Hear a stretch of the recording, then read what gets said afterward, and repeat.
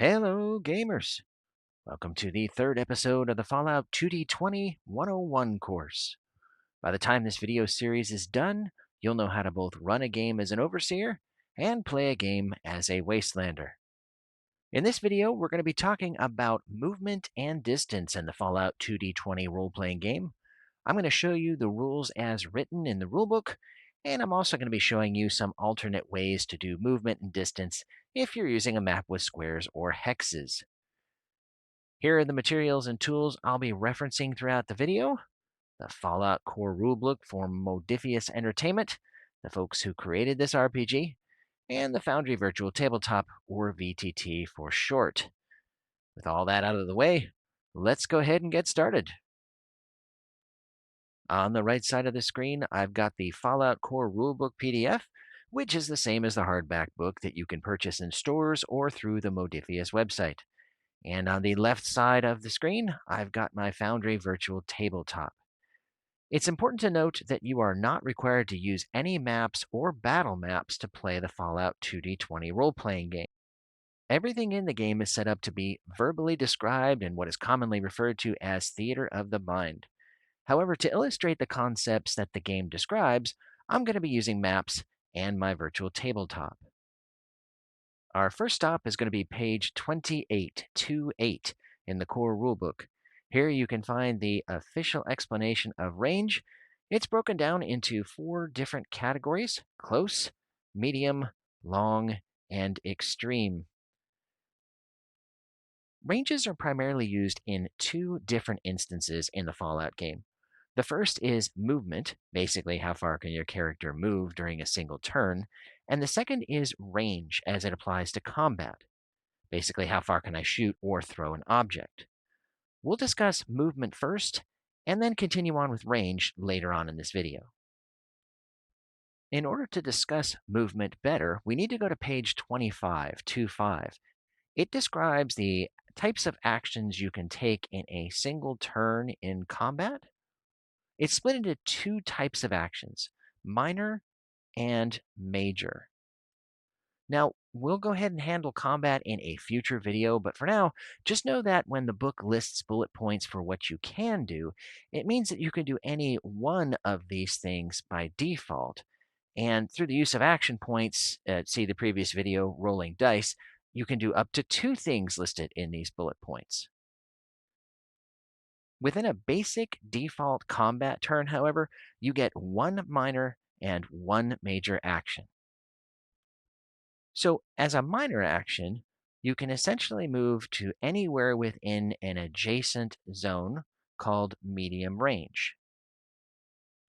And on page 2626, you can sprint to any location within the next zone just past the adjacent one called long range.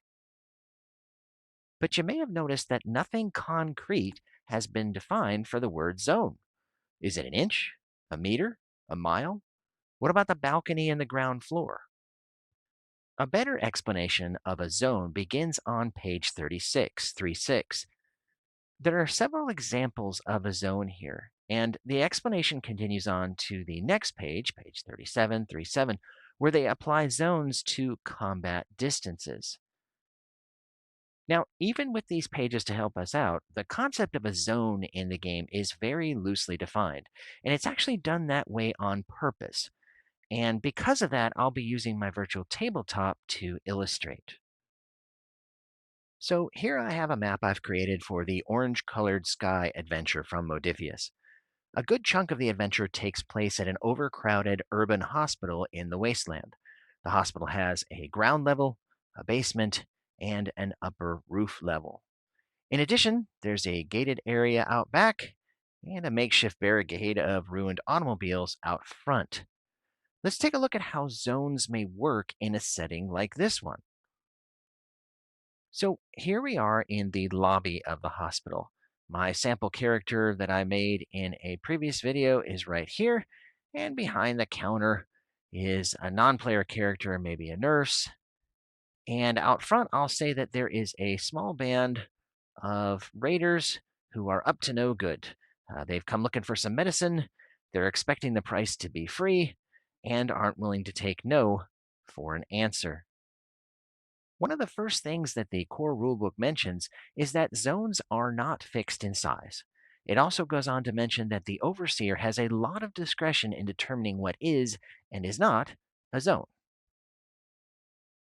So I'll attempt to illustrate here, and I've gone ahead and color coded some areas on this map. Let's start with close range. On my map as the overseer, I would consider the nurse and my sample character to be in close range to each other. In fact, I'd consider any other characters within this yellowish green area, which is the entire hospital lobby, to also be within close range. I might also say that the adjacent hallway here in pink, which contains the examination rooms, is one zone in and of itself. And in that entire hallway, it is just, again, a single zone, no matter where someone is placed. And each of the rooms connected to that hallway, illustrated here by the yellow area, is also its own zone because the walls and the door form a border between them. And then finally, if my character looks out the front window here to the south, I might consider the entire front portion of the hospital to be a single, much larger zone here in teal, turquoise, blue, something. I don't know what this is. So, without actually shooting, punching, or otherwise bashing anyone senseless, let's see how far all of these characters can move within a single turn. The nurse looks up from her desk and sees the group of raiders approaching to the south. She assumes that one of two things is true.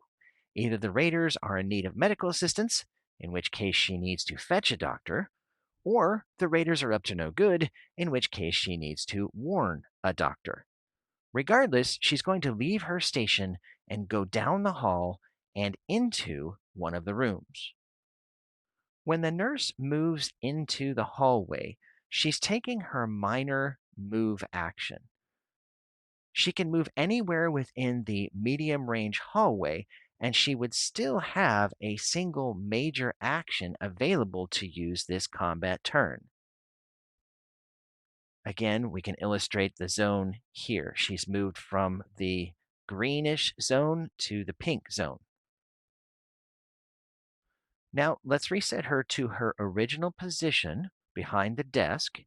And this time, let's have her run down the hallway and into one of the exam rooms, like so.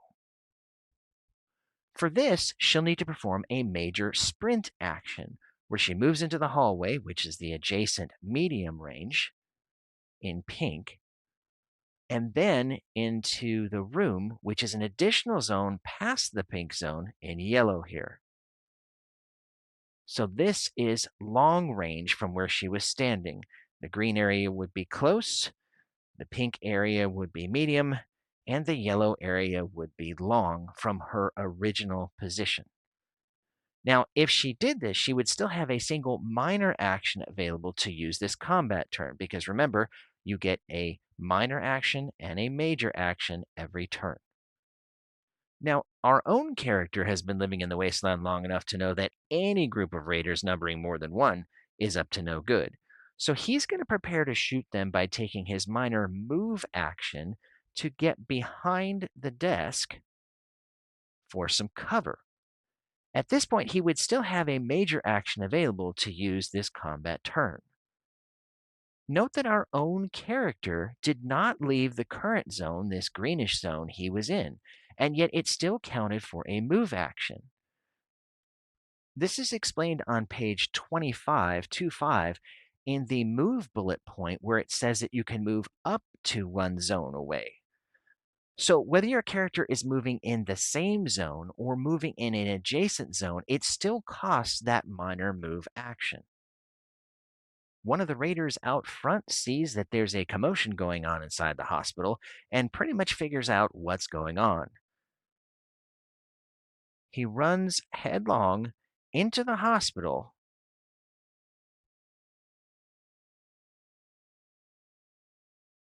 before anyone else can mount a defense. When he moves from the outside of the hospital into the lobby, he's moving one medium zone. and taking one minor move action. So this is from the green zone, pardon me, this is from the blue zone to the green zone. And when he was done with this, he would still have a major action because it only takes a minor action to move to the adjacent zone. Now, because he still has that major action left, he's going to go ahead and round the corner into the hallway and then run into one of the rooms to follow the nurse. So, zone wise, he's effectively starting in the green area and then taking a sprint to move into long range and then extreme range. So, he is moving two other zones from where he started out at the end of his minor action here in the lobby. And that's going to take his major action away. Now, the raider is unable to perform any other actions this combat turn unless he uses some action points as determined by the overseer. So that's how movement in zones works in a combat turn. Next, let's see how weapons and ranges work during combat. Just a reminder here, we're not going to actually run through an entire combat sequence. That's going to be in a future video. We're just going to be looking at how ranges affect combat rolls at this point. Let's start with the raider who has just made a blitzkrieg run into one of the exam rooms here. The doctor inside the room is both surprised and aware of what kind of damage a gun toting raider can cause in a small room such as this one. So he takes the scalpel in his hand and uses his minor move action to step close to the raider. For the purposes of this combat, we'll assume that a scalpel has the characteristics of a combat knife on page 111, 111, and seeing as how that weapon type is melee weapon, we can then jump over to page 37, 37, where the reach range is described.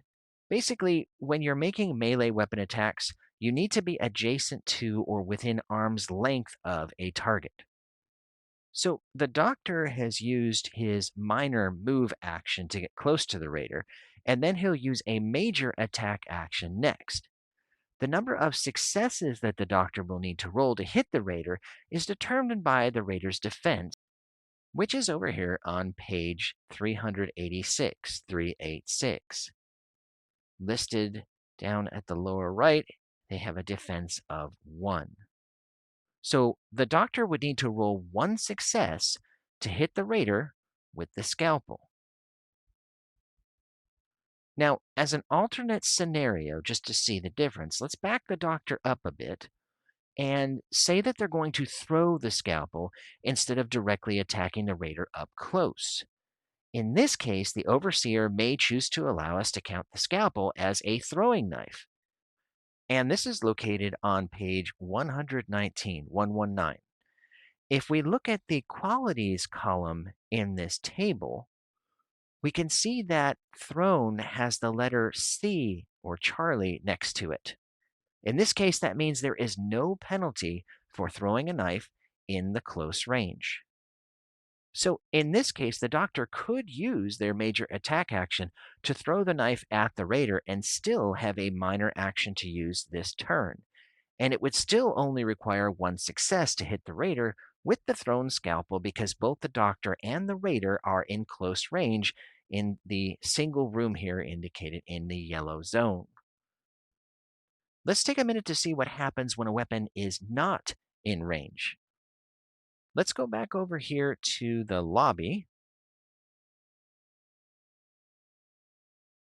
And let's say that once the sliding hospital doors open and the raider goes running through the lobby, down the hall, and onto the exam room, our character now has visibility to the other raiders outside approaching the hospital entrance.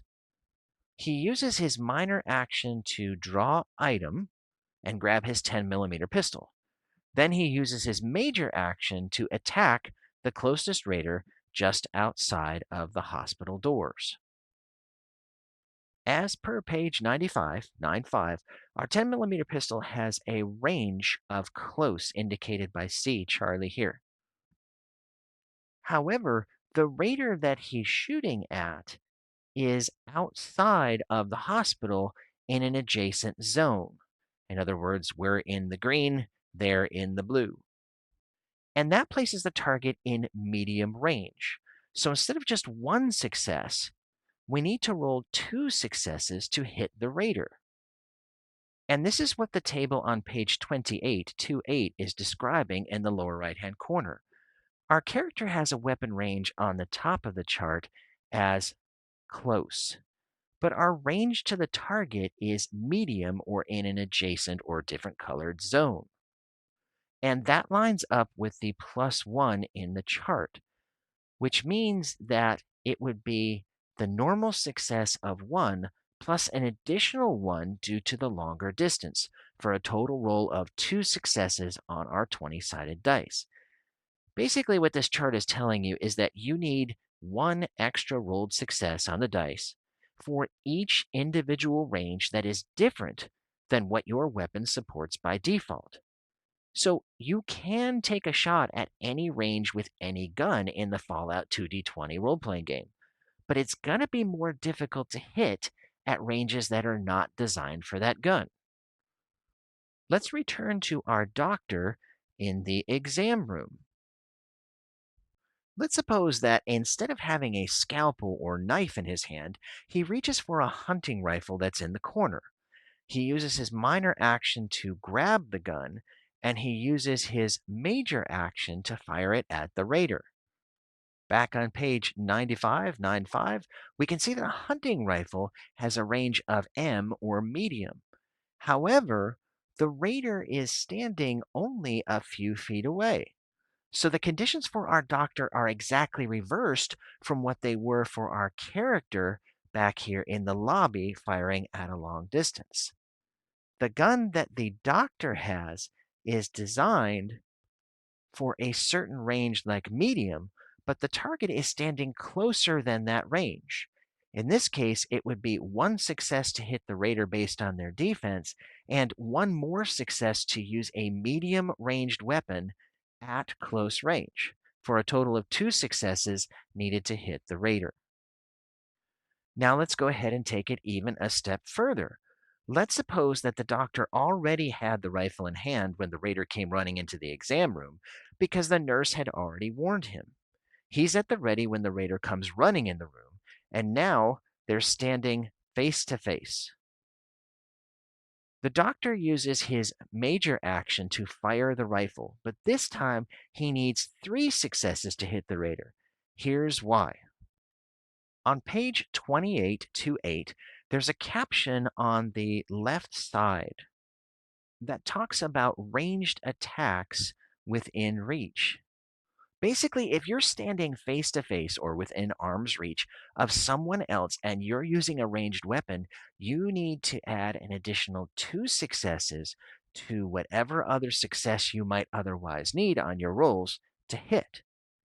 So, in the case of our doctor with the hunting rifle, one success for the Raiders' defense and two successes for the reach attack with a ranged weapon for a total of three successes. Our doctor might want to use a minor action to back up before shooting the gun, or he may want to use that scalpel instead. Let's add a different scenario to our raider attack this time. What if there's someone positioned on the second floor of our hospital, perhaps a sniper whose job it is to look from trouble up high? In cases where vertical distance is a factor, it's usually assumed that one story or one level adds an extra zone to the distance.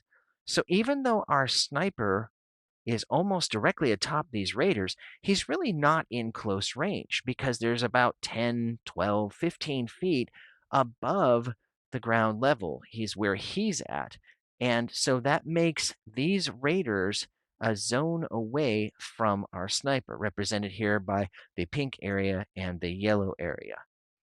In this case, they're in medium range.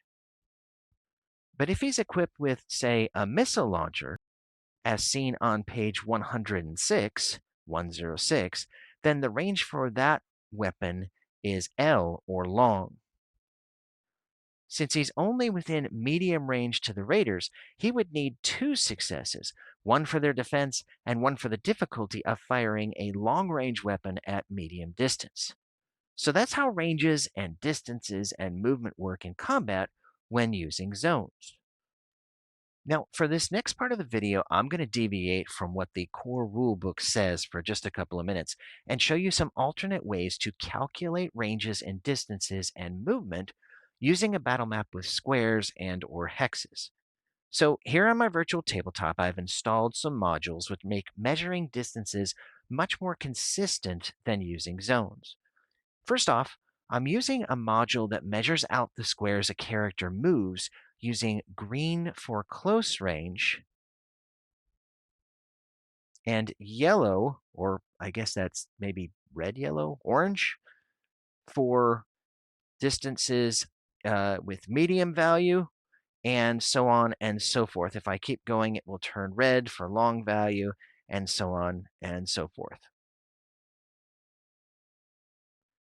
Now, I've got the program set to a value of 5 squares, but since there's really no explicit rules defined by the rulebook, your overseer can choose any number of squares to represent a zone. It can even be linked to your character's agility in their special attributes if you'd prefer. I've also installed a module that allows my players to see how far other tokens are from their own token by pressing a key on the keyboard. In this case, if I press it, we can see down here that the raiders are at a long distance from where my character is at here behind the desk. In addition, if I move my character forward, we can see that they're now at a medium distance, and if I go further still to a very unsafe distance, they are now close.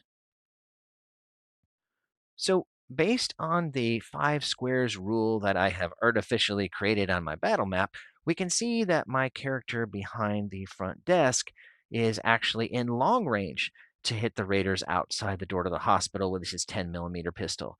And in this case, he would have to score 3 successes, one for the basic success, and then 2 more for the medium and the long ranges in order to hit. Note that this is very much different from the medium and close range that we saw when using zones. If I have used zones here, it would have only been a 2 successes to hit instead of a 3 successes to hit. So that is definitely a difference between using a custom system and the built-in one. However, there are some consistencies between the two systems. For instance, my doctor is still in close range. Let's go ahead and move the nurse out into the hallway here. Is still within close range to the raider in that room. And that is consistent with using zones. They're both in the same zone in this case. So some distances using squares on a battle map are the same, and some are different. But why would you want to count squares on a map instead of using the zones? Well, it turns out that counting squares eliminates some very unique and strange corner cases you can run into using zones. Let's change the story a bit and say that our doctor was in an adjacent room across the hall when that crazed raider ran into the exam room chasing after the nurse. He hears the ruckus, and this time with his 10mm pistol in hand, he uses a minor action to move from his exam room into the next zone, which is the hallway, shown here in pink. He then sees the raider inside the exam room and uses his major action to shoot. But unfortunately, he's still one zone away from the pink to the yellow from the raider in the exam room. And he has to actually get an extra success, one for the default raider success, one for using a gun that is close range in a medium range scenario, in order to hit that raider, even though, quite literally, they're only a few feet away. I can even scooch him closer to the very border and have him standing in the doorway, and the same is still true. He's within this pink zone, and the raider is in the yellow zone, even though they are very, very close. By eliminating zones altogether and focusing on the number of squares between the gun and its target, in this case, 2 squares, we can better approximate real world distance. And it's more reasonable that the doctor in the hallway would not get a penalty to shoot someone who is clearly in close range, as shown here. Now, it's completely up to you whether you, as an overseer, want to use the zone rules or if you want to use specific square rules on your map. But if you're interested in using the latter instead of zones, you can search for a very handy visual guide provided by Reddit user Ziggy8Z. You can see a printout of it here. He has a bunch of other great custom Fallout 2D20 materials if you're interested in that as well.